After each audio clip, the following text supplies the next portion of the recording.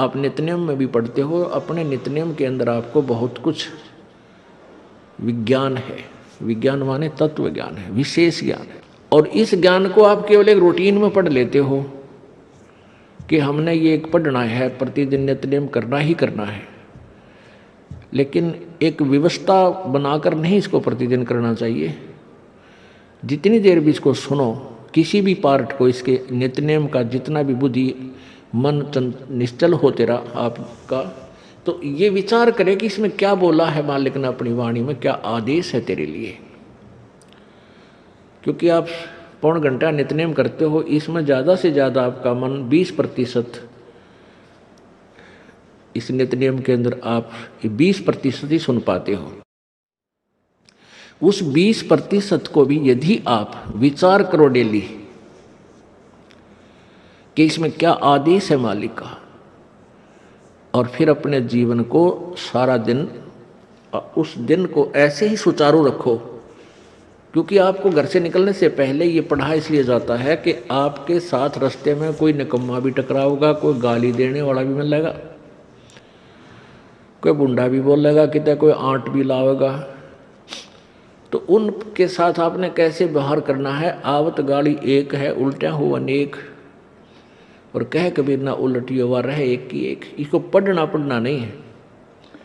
मान ले कोई बुंडा बोला है, गलत बोलता है, गाली देता है,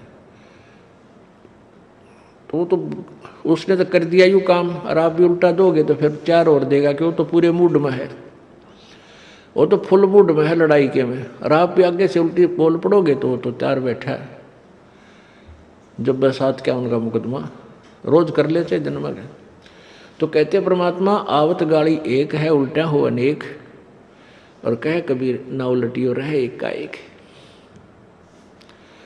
और देख आगे कितनी प्यारी बात कही है, गाली ही से उपजे कलह, कष्ट और मौत, मृत्यु तक तो पहुंच जाती है एक छोटी सी गाली। गाली ही से उपजे कलह, कष्ट और मीच, हार चले सो संत है, लाग मरे सो नीच। हम भगत भी हैं, और दूसरा में बुंडा अच्छा बोल रहा है, और उसने मान लिया किसी किस कह दिया, हमने उसका 2 दड़ाक धर दिए, उल्टे भी बोल दिए, फिर वो मारण पर उतारू हो गए, फिर हमने उठोक दिया।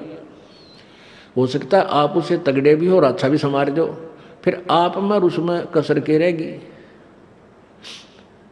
आप तगड़े भी हो और आपसे हल्का आदमी भी आपने बुढ़ा अच्छा बोला है, उसने बालक समझ के अनजान है, उससे बचो।